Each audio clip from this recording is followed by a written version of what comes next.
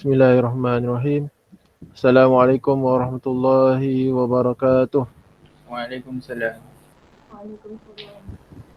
Apa khabar semua, sihat? Sihat ke? Sihat. Pagi tadi. Assalamualaikum. Waalaikumsalam. Kalau apa pagi tadi? Sudin. Widih. Oh, Serudin eh.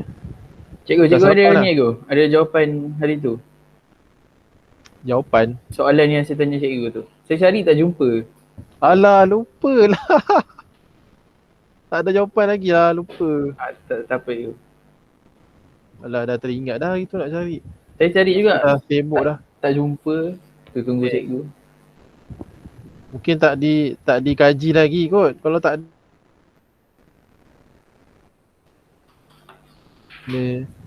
kena selak buku lah. Okay, hari ni kita nak masuk bab baru iaitu bab 3, Raja Berperlembagaan dan Demokrasi Berparlimen. Okay. Bab yang menarik lah, terutamanya berkaitan dengan institusi raja dan juga berkaitan dengan demokrasi berparlimen, iaitu satu amalan demokrasi yang diamalkan dalam negara kita dan wajib untuk kita pelajari dan juga ketahui lah apa kandungan dan juga bagaimanakah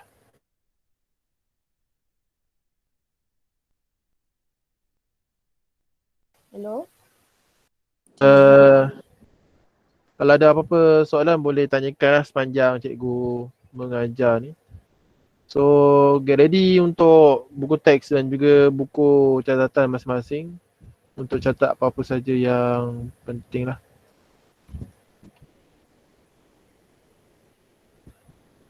Okay, ni dia.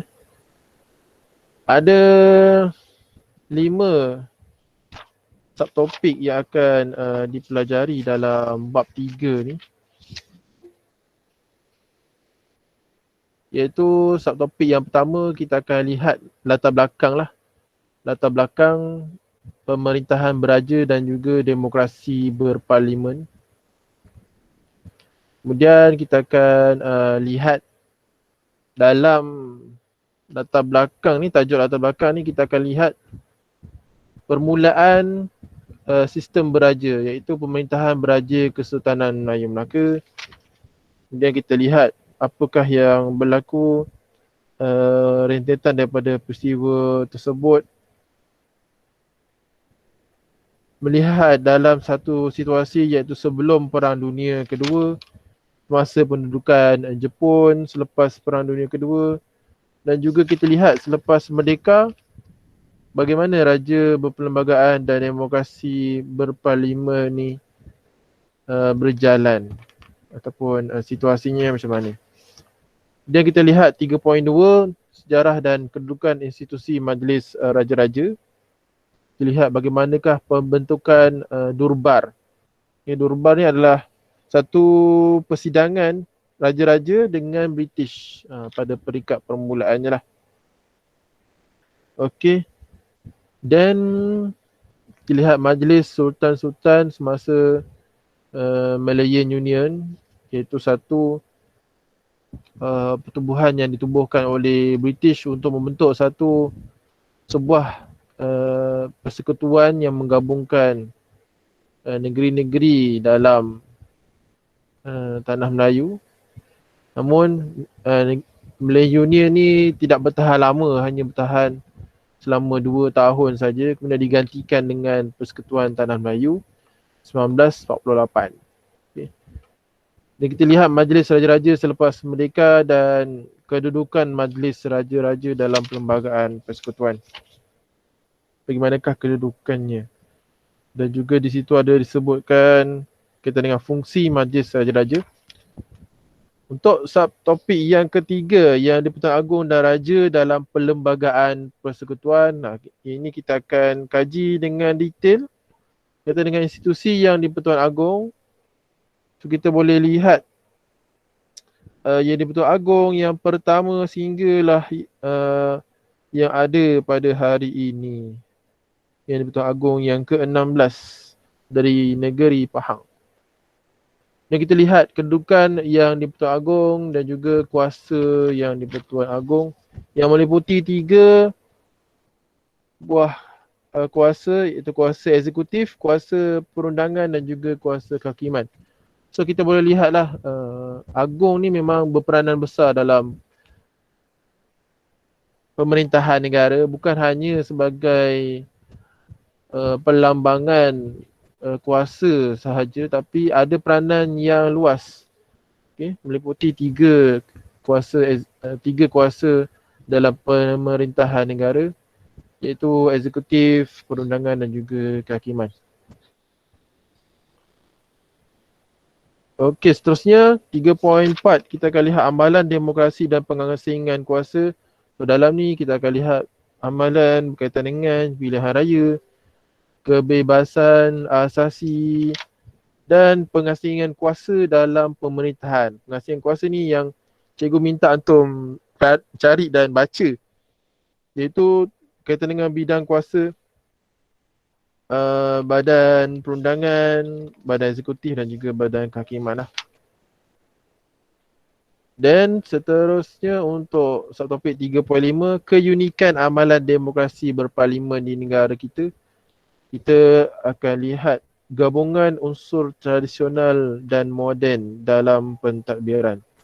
Ini kita telah pelajari dalam bab 2.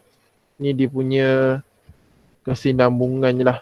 Dan di dalamnya ada juga berkaitan dengan mekanisme semak dan imbang dalam pentadbiran, check and balance. Jadi maksudnya dalam sistem demokrasi berparlimen dia ada kerajaan dan juga ada pembangkang. So dua-dua elemen tu sangat penting dalam memastikan kesinambungan perjalanan pentadbiran negara supaya tidak berlaku berat sebelah dan juga ada penambahbaikan dalam apa-apa isu yang hendak diselesaikan. Kita juga akan lihat kuasa budi bicara raja dan yang terakhir ialah kerjasama politik. Ini ada menyentuh berkaitan dengan pilihan raya yang awal iaitu 1955. Okay. Kita dah pun pelajari pilihan raya ni pada tingkatan 4 yang lepas. So untuk kali ni dia hanya menceritakan tentang secara ringkas sajalah. Okay.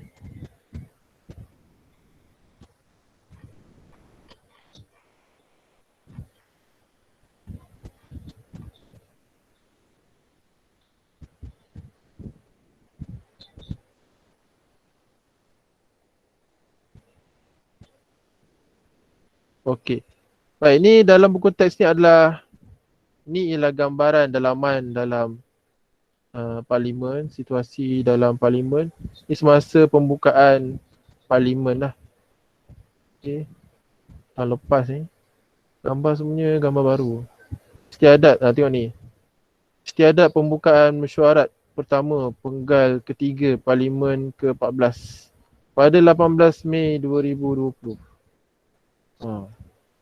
Cikgu rasa teruja lah bila kita baca buku teks ni, buku yang fresh kan. Buku yang betul-betul fresh. Gambarnya pun baru je gambar tahun lepas.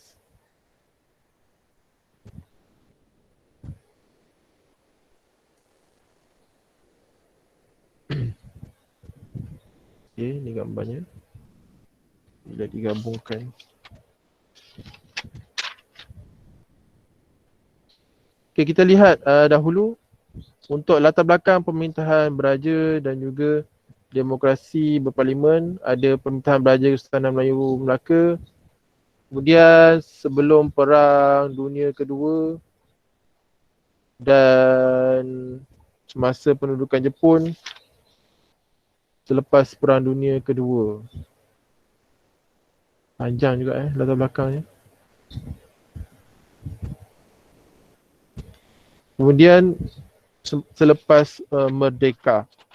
Kita pergi satu-satu dululah.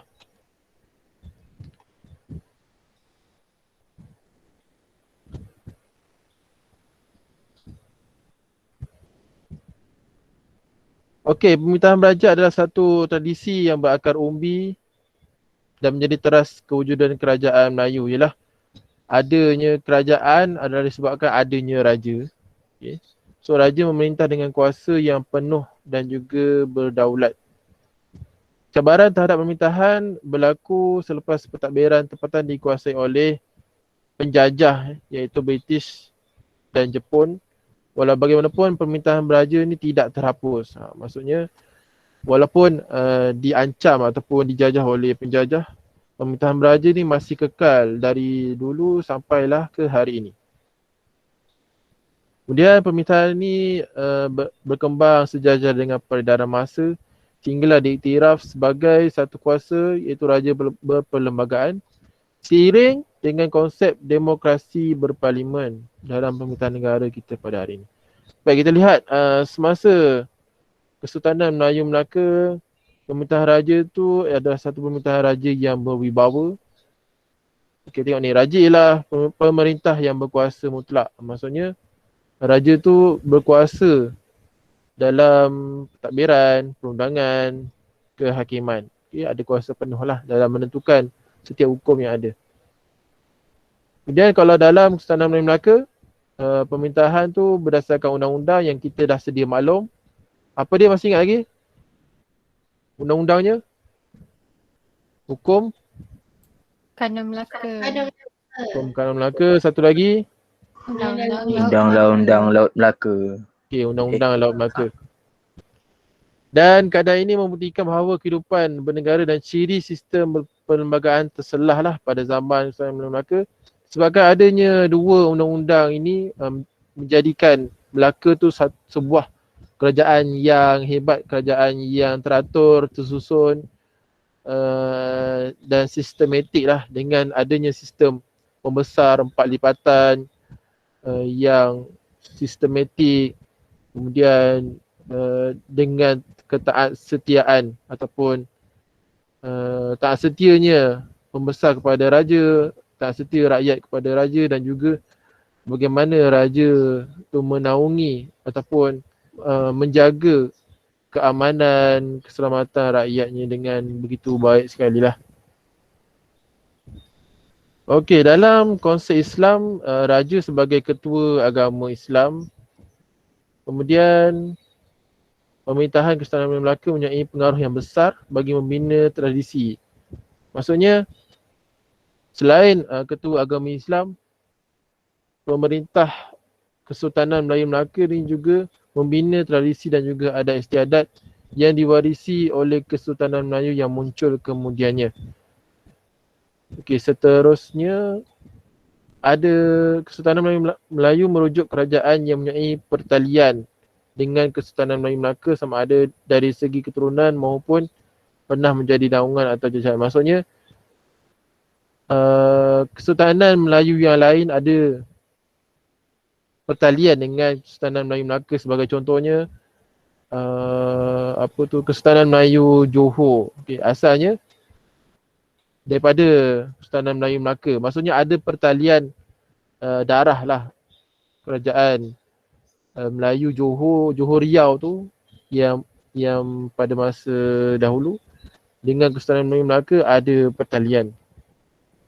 Secara tradisinya Raja-Raja Melayu dianggap sebagai sumber undang-undang, ketua kerajaan dan juga ketua agama. Bertanggungjawab mempertahankan adat dan juga struktur masyarakat dalam kerajaan Melayu.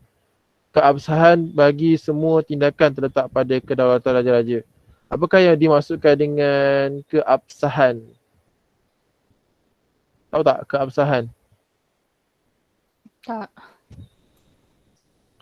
Macam mana nak explain keabsahan ni dia? Maksudnya setiap tindakan tu perlu diperakui oleh kedaulatan raja-raja Melayu lah. Jadi So, kalau- disahkan juga kan? Disah. Oh. Disahkan ataupun perlu diakui lah. Sebagai contoh, kalau nak buat satu undang-undang kena berbincang dalam majlis Raja-Raja Melayu, kemudian barulah selepas dipersetujui, dibincang, selepas tu dipersetujui dan disahkan oleh Raja-Raja Melayu. Itu namanya keabsahan.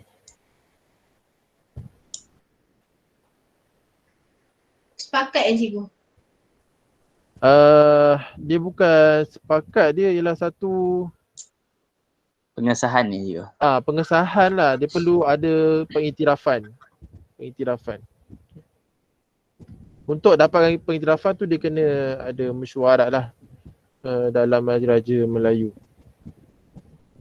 Okey, untuk info yang berkaitan Kesultanan Melayu selepas Kesultanan Melayu Melaka, legasi Kesultanan Melayu Melaka, ni yang cikgu kata tadi, diteruskan secara langsung oleh Kesultanan Johor Riau, Pahang dan juga Perak. Kemudian Kesultanan Terengganu dan Selangor merupakan kesinambungan daripada Kesultanan Johor Riau. Nampak tak? Kesultanan-kesultanan Melayu yang ada ni, mereka mempunyai perhubung kait ataupun ada pertalian lah. Kesultanan Kelantan, Negeri Sembilan dan Perlis diasaskan setelah berakhirnya Kesultanan Melayu Melaka. Dan Kesultanan Kedah merupakan kerajaan terawal yang diasaskan di negara kita. Kesultanan ini mengakui pertuanan Kesultanan Melayu Melaka. Okey, ni ada buku bertajuk Kemegahan Diraja. Laporan Tahunan Badan Kehakiman. Ini adalah laporan Badan Kehakiman tahun 2014 dan di depannya menunjukkan ilustrasi tajuk Kemegahan Diraja. Okay, kita lihat sebelum Perang Dunia Kedua, apakah yang berlaku dalam sistem beraja. Semasa peluasan British, pemerintahan beraja menjadi penghalang. Penghalang yang menyukarkan British melakukan penjajahan di negeri Melayu. British sekadar berupaya memperkenalkan sistem residen di negeri-negeri Melayu bersekutu dan sistem penasihat di negeri-negeri Melayu tidak bersekutu. Raja-Raja Melayu memerintah dengan campur tangan British dalam pentadbiran tempatan yang dimeterai melalui perjanjian atau surat perisytiharan daripada Raja-Raja Melayu. Maksudnya Raja-Raja Melayu pada ketika ini adalah satu kuasa besar yang sukar untuk dijajah ataupun dihalang oleh kuasa luar iaitu kuasa British. Bagi negeri-negeri Melayu bersekutu, British hanya mengambil alih pentadbiran pada peringkat pembesar negeri sahaja. Raja-Raja Melayu kekal sebagai pemerintah berdaulat walaupun dia kehendaki menerima nasihat daripada pegawai British yang dilantik sebagai residen. So pada ketika itu walaupun negeri-negeri Melayu bersekutu ni menerima residen, namun raja tu masih lagi ada kuasa yang tinggilah ataupun kuasa yang besar sebagai pemerintah yang berdaulat. Bagi negeri Melayu tidak bersekutu, kedudukan raja yang memerintah adalah lebih kukuh. Okey, negeri-negeri Melayu tidak bersekutu adalah lebih kukuh. British hanya menempatkan penasihat British. Namun pentadbiran negeri tetap dilaksanakan oleh pembesar yang dilantik oleh raja. Pengenalan undang-undang tubuh Kerajaan Johor dan undang-undang bagi diri Kerajaan Terengganu menyelahkan lagi ciri pemerintahan raja berperlembagaan dalam Kesultanan Johor dan juga Terengganu. Maksudnya undang-undang kerajaan negeri yang ditubuhkan di Johor dan juga di Terengganu tu menunjukkan betapa hebatnya ataupun kepimpinan yang hebat pada ketika itulah. Pengumbalan undang-undang tersebut berkait rapat dengan usaha raja, pembesar dan juga rakyat untuk menghalang perluasan kuasa. Okay, perluasan kuasa British lah. Dan sudah tentulah untuk mengekalkan kedaulatan negeri. Okay, ni ada gambarannya. Sultan Perak, Sultan Idris Mursyidul Azam Shah duduk di bawah payung 1897. Wah, ni gambar-gambarnya. Yang ada Pertuan Besar Negeri Sembilan, Tuanku Muhammad Ibni Tuanku Antah. Oh, klasik tu kan gambar dulu. Kalau ada gambar ni lagi menarik. Ada colour ni lagi menarik. Sultan Pahang, Sultan Ahmad Al-Muazzam Shah bersama duduk di bawah payung dengan kakinya bersilang begitu. Style Tinggal apa kat ni? Sultan Selangor. Sama juga duduk di bawah payung. Sebagai satu pelambangan payung negara. Okey, kebijaksanaan diplomasi raja-raja Melayu membolehkan pemerintahan raja dipertahankan. Raja sebagai ketua negeri mengesahkan undang-undang yang membuktikan kedaulatan raja. Kemudian perjanjian antara raja-raja Melayu dengan British sebelum Perang Dunia Kedua tidak memindahkan kedaulatan negeri. Dan negeri Melayu hanya menjadi negeri naungan British sahaja. Okay.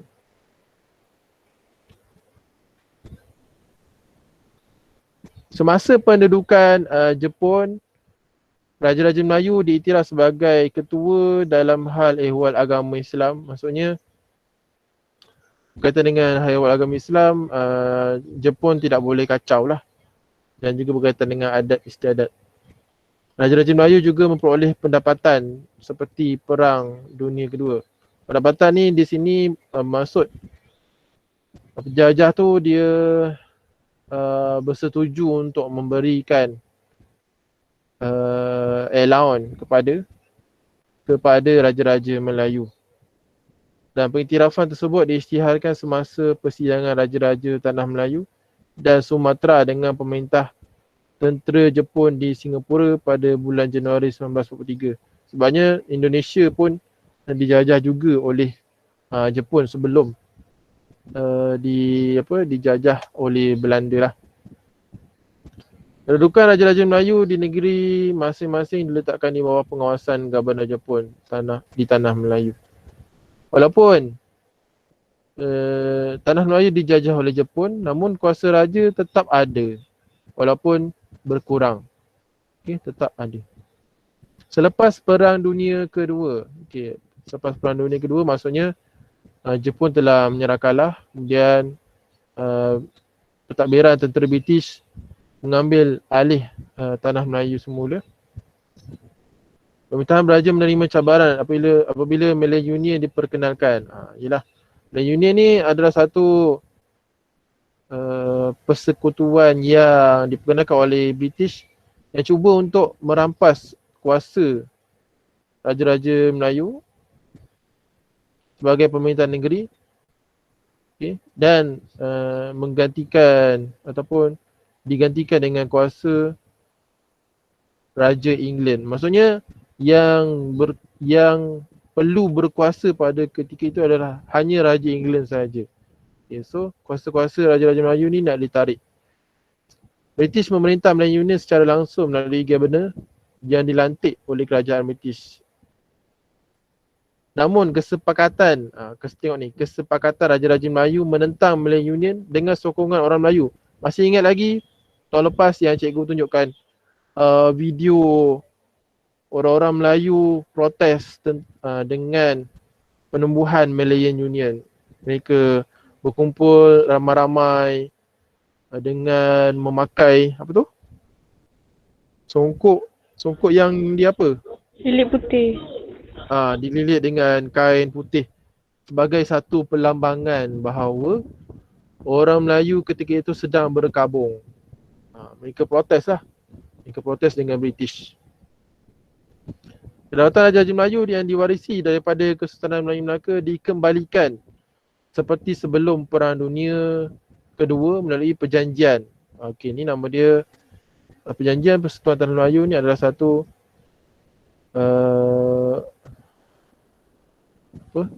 pengembalian kuasa Raja-Raja Melayu oleh British.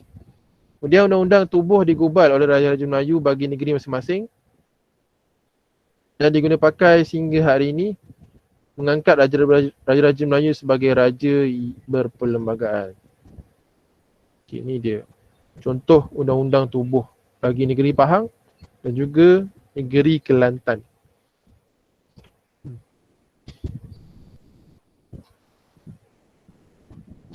Selepas merdeka apa yang berlaku?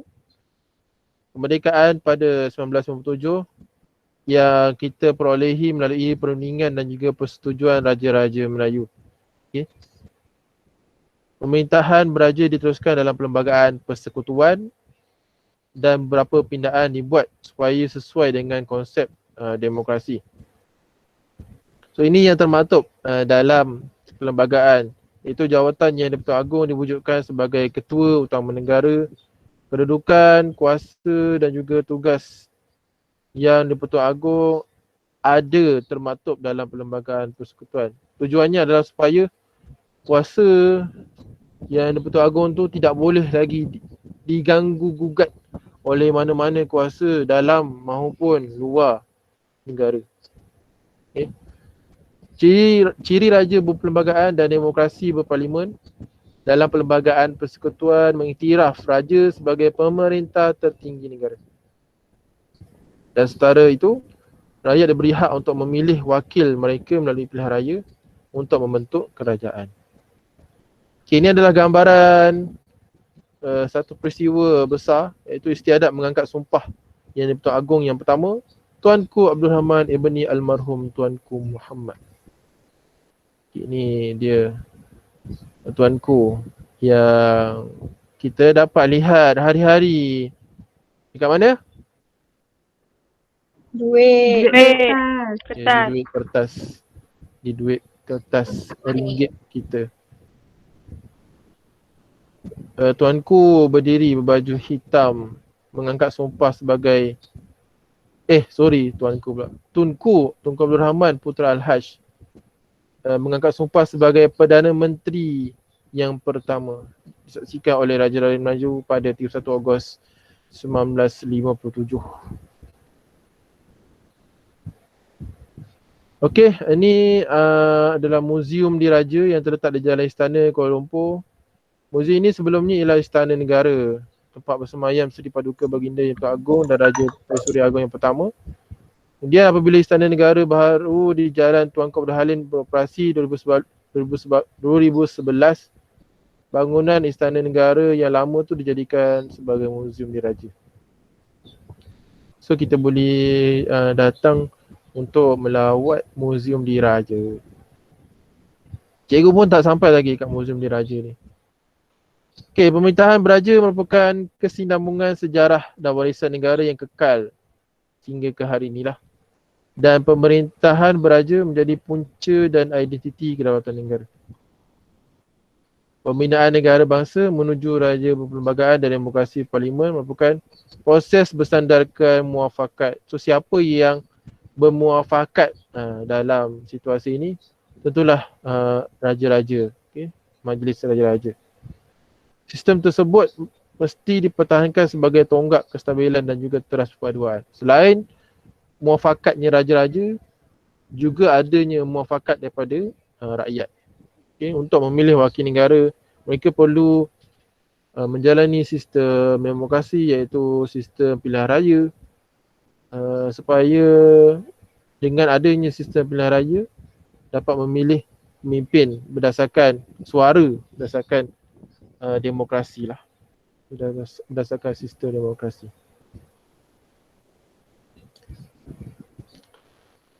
Baik, kita lihat sejarah dan kedudukan institusi Majlis Raja-Raja Melayu. Okey, Majlis Raja-Raja yang bermula dengan pembentukan Durbar merupakan sebahagian daripada institusi raja berperlembagaan. Majlis Raja mempunyai kedudukan dan peranan dalam pemerintahan negara yang termaktub dalam perlembagaan persekutuan. Okey, pembentukan Durbar bagi negeri-negeri Melayu bersekutu pada tahun 1897 bermulanya.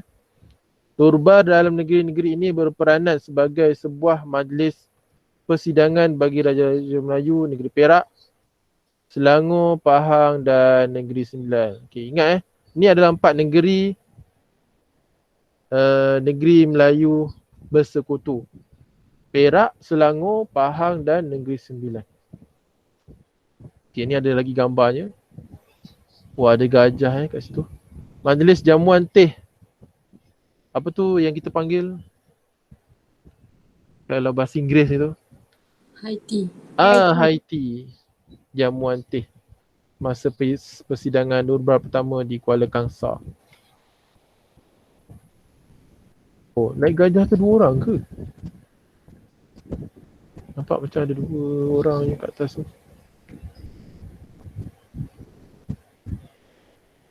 Yelah, satu gajah tu belakangnya ada 2 orang. Okay, ini dia Durbar bermaksud perjumpaan atau persidangan umum yang diadakan oleh Raja Melayu dengan British. So, siapa yang menjadi keahlian Durbar dipengerusikan oleh Pesuruhjaya Tinggi British. Ahlinya terdiri dari daripada Raja-Raja Melayu, iaitu Perak, Selangor, Negeri Sembilan dan Pahang. Kemudian ada Residen British. Kemudian ada Setiausaha Negeri Melayu Bersekutu. Ini gambarnya. Persidangan Durbar pertama di Kuala Kangsar. Oh, ni ada orang yang tinggi kat belakang. Mesti ada nombor 10 lagi. Oh, ada nombor masing-masing.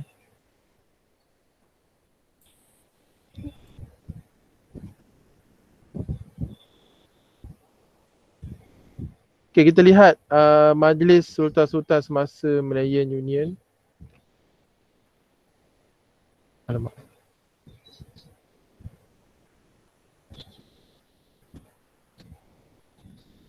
Okay, Perlembagaan Malayan Union 1946 memperuntukkan penumbuhan Majlis Sultan-Sultan ataupun dipanggil sebagai The Council of Sultans di bawah The Malayan Union Order in Council 1946.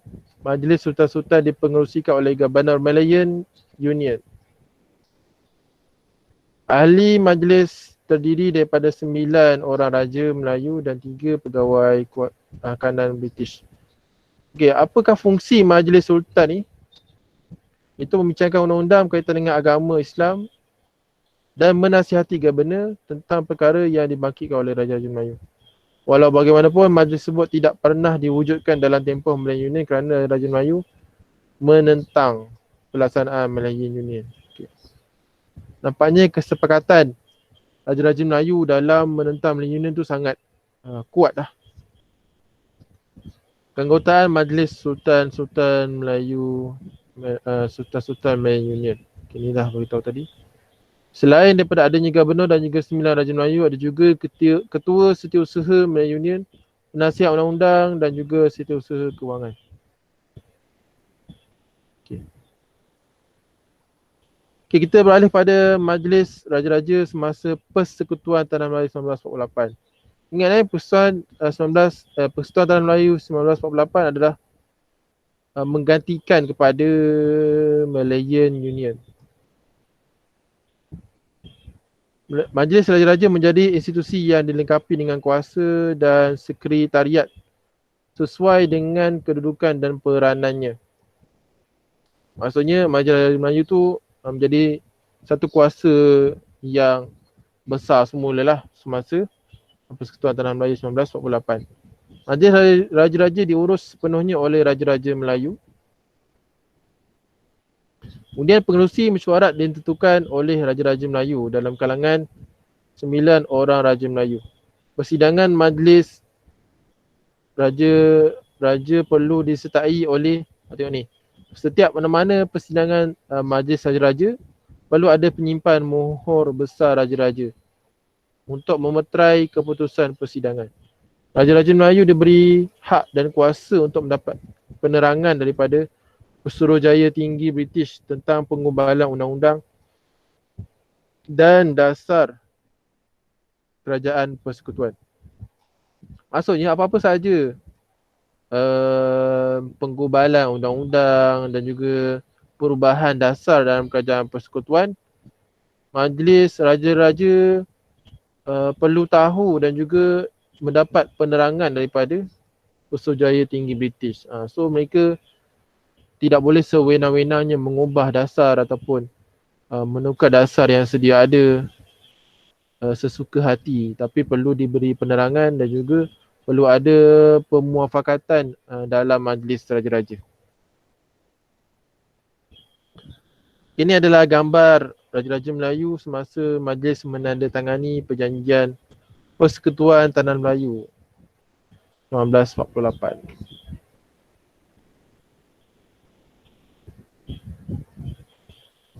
Wah.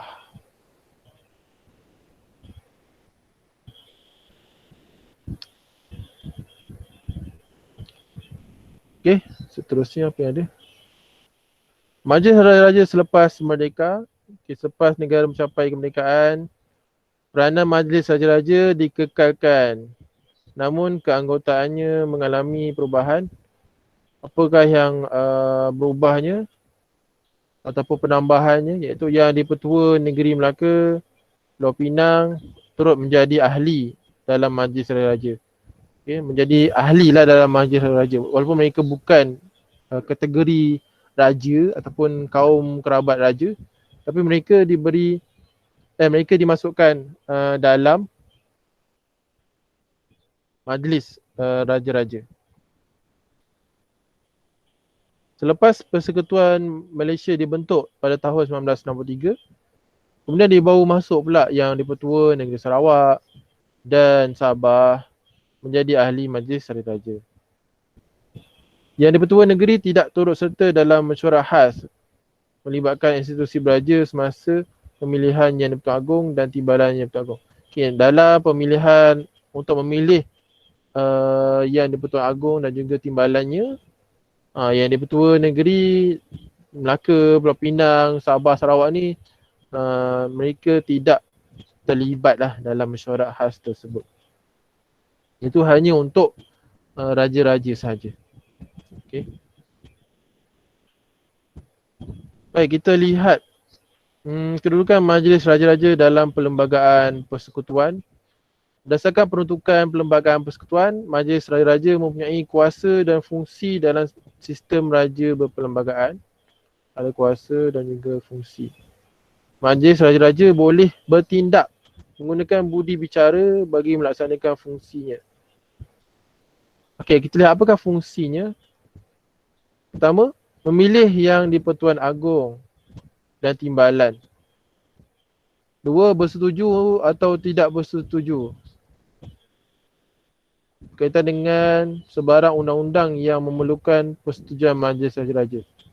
So kalau ada undang-undang yang memerlukan persetujuan Majlis Raja-Raja, mereka boleh Majlis Raja-Raja ni mereka akan buat satu dipanggil undian lah. Mereka akan buat undian selepas berbincang sebagainya untuk setuju ataupun tidak setuju untuk salah satu undang-undang. Okay, yang ketiga, memberikan nasihat berkaitan dengan pelantikan jawatan tertentu. Sebagai contoh, untuk melantik jawatan Perdana Menteri, Majlis Raja-Raja ni perlu bermesyuarat dan berbincang lah antara satu sama lain untuk memilih siapakah Perdana Menteri yang akan dilantik. Yang keempat, menjadi rujukan dalam perubahan dasar berhubung dengan kedudukan istimewa orang Melayu, Bumiputera, Sarawak dan Sabah dan kepentingan sah kaum yang lain. Maksudnya berkaitan dengan kedudukan istimewa orang Melayu orang Melayu, Sabah, Sarawak dan juga kaum-kaum yang lain. Majlis Raja-Raja ni ada fungsinya yang tersendirilah. Itu menjadi rujukan dalam apa-apa saja perubahan dasar yang cuba nak dibuat. Ini tujuannya adalah untuk menjaga kesinambungan ataupun perkara yang telah ditetapkan dalam perjanjian Persekutuan Tanah Melayu 1948. Okay. Yang kelima, menjadi lembaga pengampunan bagi kes yang tertentu. Keenam, memperkenankan perubahan persempadanan negeri setelah mendapat perkenan raja negeri berkenaan. So kalau ada persempadanan negeri yang baru nak dibuat, perlu ada perkenan daripada raja. Tak boleh sesuka hati merubahnya. Kemudian yang ketujuh, memperkenankan pindaan perlembagaan bagi perkara-perkara yang tertentulah. Okey, kita lihat sekejap mohor besar raja-raja. Mohor besar raja melambangkan kekuasaan dan kedaulatan raja-raja. Mohor ini disimpan oleh penyimpan mohor besar raja-raja yang juga merupakan setiausaha majlis raja-raja. Okay. Dokumen rasmi yang dikeluarkan oleh majlis raja-raja diturunkan dengan cap mohor besar diikuti dengan tanda tangan penyimpan mohor besar raja. Okay, ni dia mohor besar raja-raja. Boleh besarkan tak? Okay, ni boleh baca ke tu tulisan Jawi tu? Mohor besar raja-raja negeri Melayu, kan? Dalam bulatan tu. Nampak tak? Tak di atas ni, mohor besar raja-raja negeri Melayu. Maksud ada jata negeri raja-raja Melayu.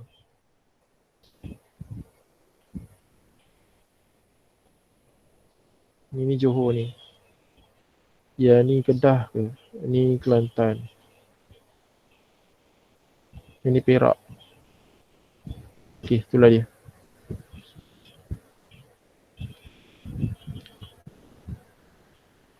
Okey, Majlis Raja merupakan institusi beraja di Malaysia ialah berdasarkan peruntukan Perlembagaan Persekutuan.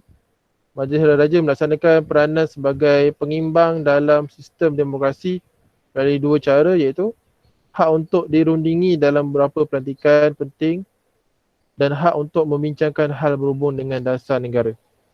Kita sewajarnya menghargai peranan Majlis Raja-Raja dalam memakmurkan negara, dan sebagai rakyat Malaysia perlu banggalah dengan institusi ini kerana tidak wujud institusi seperti ini pada hari ini di negara yang lain. Maksudnya di negara-negara lain, contohnya di negara-negara barat dan negara-negara lain, institusi raja ni dah tidak ada dan juga dilihat sudah tidak relevan. Malah di negara kita, institusi raja ni malah dilihat semakin relevan dalam pemerintahan negara. Terutamanya lagi kalau ada isu-isu yang berkaitan dengan cubaan untuk merampas kuasa dalam pentadbiran negara dan sebagainya. So institusi beraja ni dilihat sebagai satu institusi yang cuba ataupun boleh mengawal keadaan negara pada ketika inilah. Okay. Seperti yang kita sedia maklum dalam situasi kita pada hari inilah. Okay, ni untuk 3.3 ni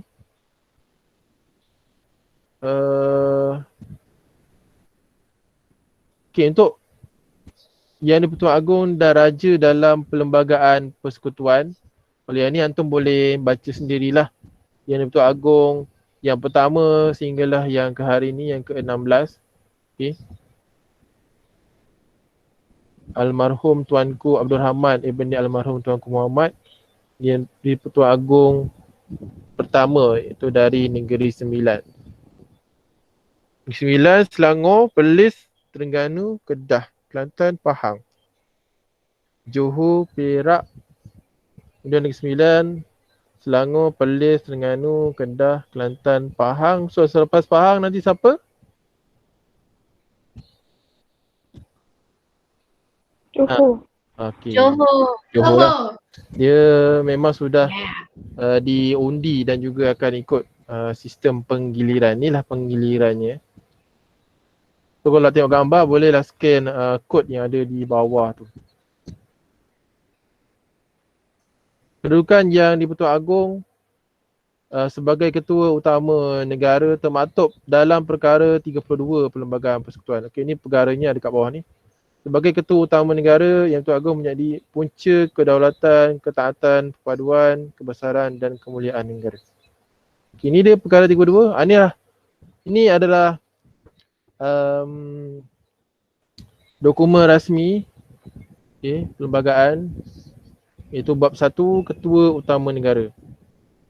Bahasa dan juga laras sastranya adalah laras perundangan lah.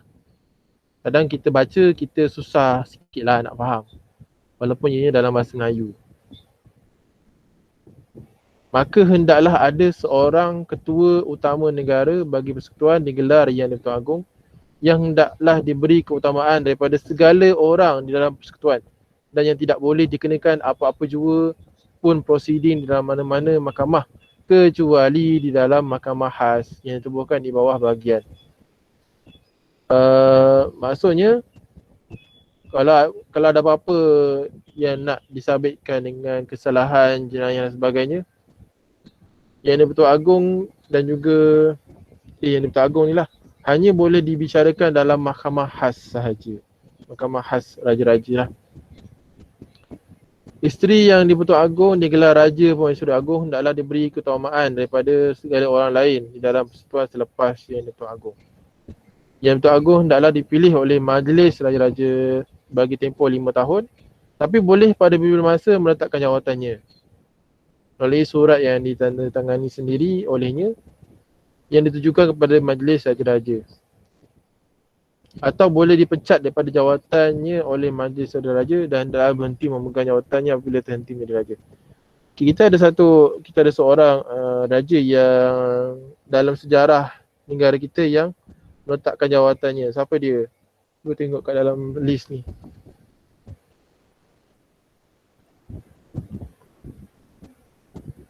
Siapa dia? Sultan Muhammad kelima. Sultan Muhammad kelima. Sultan Kelantan lah. Okay.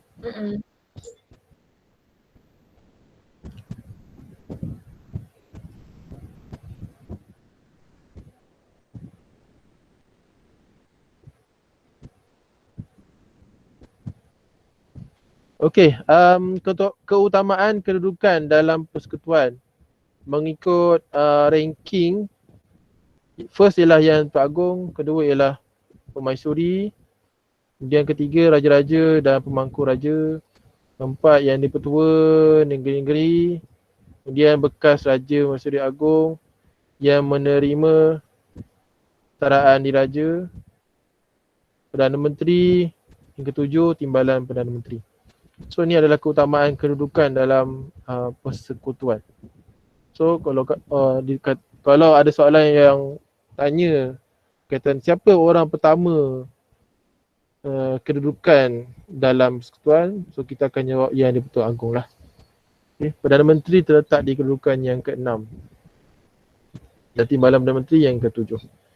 Okay, institusi beraja merupakan penaung rakyat melangkaui semua agama, bangsa, budaya dan fahaman politik. Sebagai rakyat Malaysia, menjadi tanggungjawab kita untuk memartabatkan institusi beraja kerana institusi ini menjadi lambang kedaulatan negara. Okey, kuasa dan peranan Yang di-Pertuan Agong dalam kuasa eksekutif, kita lihat Yang di-Pertuan Agong tu bertindak mengikut nasihat jemaah menteri. Ini dia. Okey, apakah bidang kuasanya? Iaitu melantik Perdana Menteri dan juga jemaah menteri. Yang di-Pertuan Agong melantik seorang ahli Dewan Rakyat yang pada budi bicara baginda mendapat kepercayaan sebilangan besar ahli Dewan Rakyat. Baginda dengan nasihat Perdana Menteri melantik menteri-menteri. Lepas dah lantik Perdana Menteri, kemudian Perdana Menteri memberikan list untuk melantik menteri-menteri, timbalan menteri yang terdiri daripada ahli Dewan Rakyat atau Dewan Negara. Pelantikan jawatan penting, Yang di-Pertuan Agong melantik, selain lantik Perdana Menteri dan juga lantik timbalannya dan juga menteri-menteri yang lain, Agong juga melantik Peguam Negara, Panglima Angkatan Tentera dan juga Ketua Audit Negara. Selain itu, baginda juga melantik ahli Suruhanjaya Pilihan Raya. Ahli SPR tu yang lantiknya bukan Perdana Menteri tapi Yang di-Pertuan Agong. Ini ahli Suruhanjaya Polis dan sejumlah ahli dalam Majlis Angkatan Tentera. Dalam ketenteraan, pemerintah tertingginya ialah Agong lah. Tengok, pemerintah tertinggi seluruh Angkatan Tentera. Baginda dibantu oleh Majlis Angkatan Tentera yang bertanggungjawab di bawah kuasa bagi pemerintahan, tata tertib dan pentadbiran. So kalau ada perkara yang bersangkutan dengan gerakan tentera,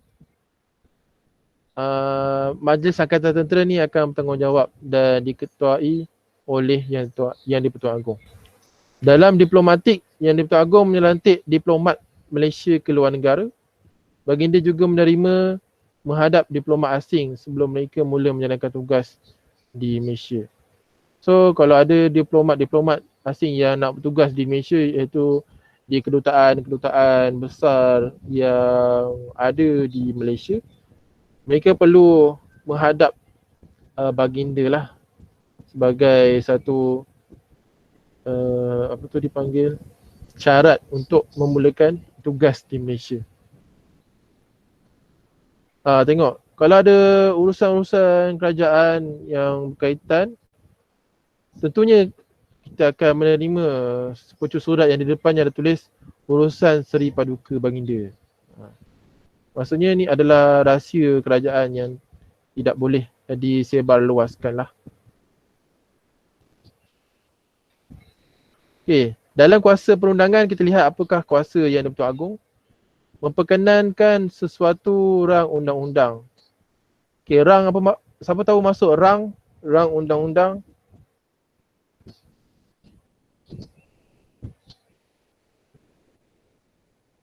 Apa masuk rang undang-undang? Tak tahu. Tak tahu. Iman, apa masuk rang undang-undang Iman?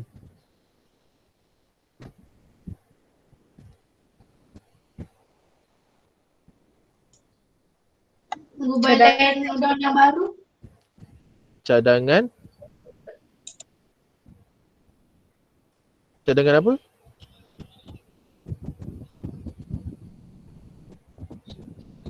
Rang undang-undang adalah satu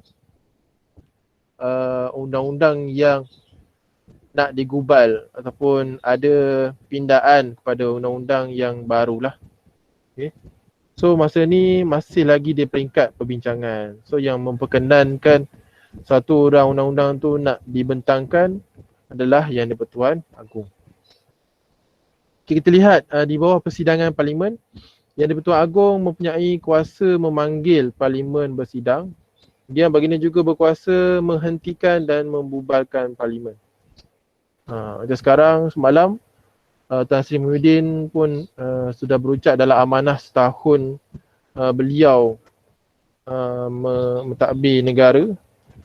Beliau pun ada kata kalau kita sudah kembali keadaan pulih dan sebagainya, baginda akan menasihati, beliau akan menasihati baginda untuk membubarkan parlimen dan selepas itu kita akan melalui satu proses demokrasi iaitu pilihan raya. Tapi tak tahulah bila waktu itu. Di bawah agama, Yang di-Pertuan Agong merupakan ketua agama Islam di negeri baginda sendiri. Kalau sekarang di negeri Pahang lah. Kemudian wilayah persekutuan, bagi negeri-negeri yang tiada sultan wilayah persekutuan, Melaka, Pulau Pinang, Sarawak dan juga Sabah. Kemudian ketua agama Islam di negeri-negeri lain yang ada sultan adalah sultan dan raja. Sultan atau raja masing-masing lah. Okey, apakah dia hak dan keistimewaan? Yang di-Pertuan Agong bertanggungjawab menjaga serta melindungi kedudukan istimewa orang Melayu, Bumi Putra, Sarawak dan juga Sabah. Dan baginda juga bertanggungjawab melindungi kepentingan sah kaum lain di Malaysia. Pengisytiharan darurat. Yang di-Pertuan Agong boleh membuat pengisytiharan darurat. Pengisytiharan darurat dibuat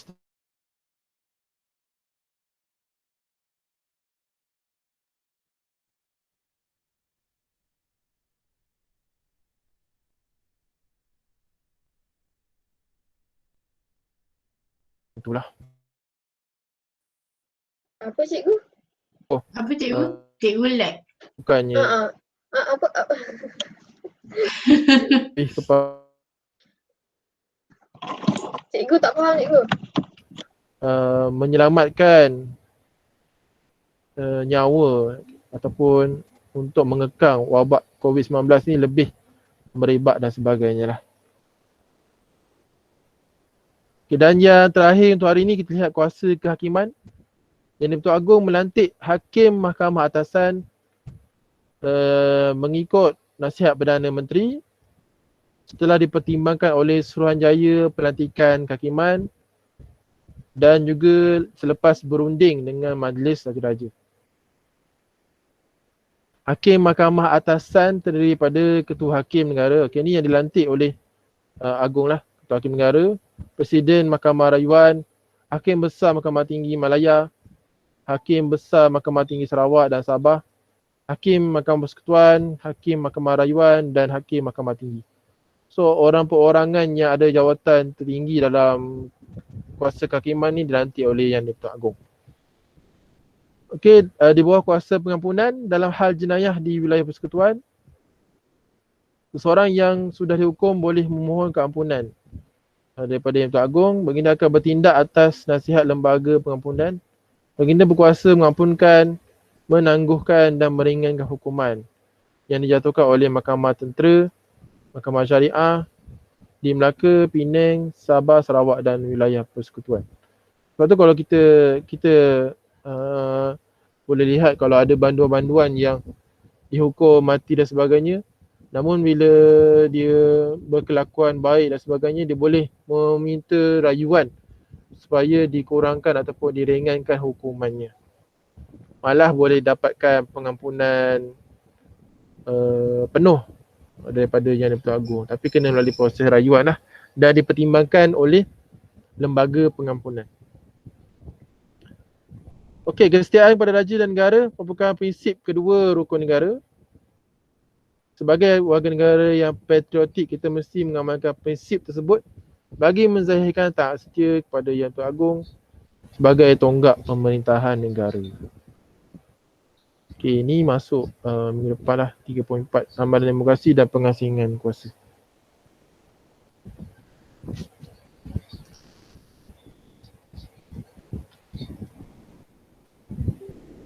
Okey, macam mana?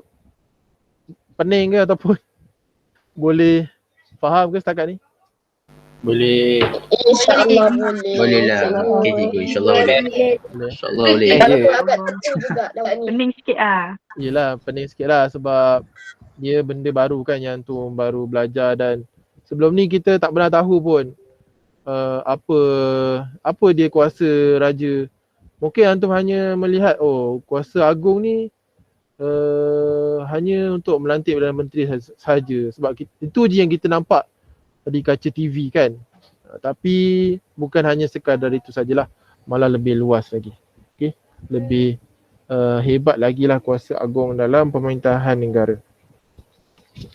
Okey, kalau tidak ada apa-apa soalan yang nak ditanyakan, itu saja untuk hari ini. Apa ni apa? Rehat Yeah, Ya, cikgu. rehat. Gila makan. Okey, terima kasih. Assalamualaikum warahmatullahi wabarakatuh. Waalaikumsalam. Terima kasih. Terima kasih cikgu. Cikgu.